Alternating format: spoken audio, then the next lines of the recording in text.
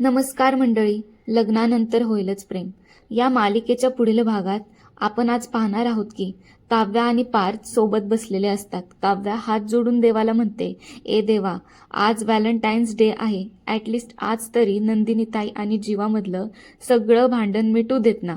आता तिकडं नंदिनीचं काम चालू असताना जीवा किचनमध्ये येतो आणि नंदिनीला म्हणतो, काय टिफिन भरतीयस का माझ्यासाठी? नंदिनी चिडून जीवाला म्हणते, मी काहीही करील, तुम्हाला काय त्याचं? आणि मी तुमच्यासाठी स्वयंपाक केलेला नाही, तुमचा तुम्ही करणार आहात. आता तिकडं पार्थ ऑफिसला गेलेला असतो. काव्या फोन करून पार्थला म्हणते, जीवाच्या फोनवरून तुम्ही नंदिनीताईला मेसेज करा लगेच की 2 वाजता मला मिलन कॅफेला भेट म्हणून.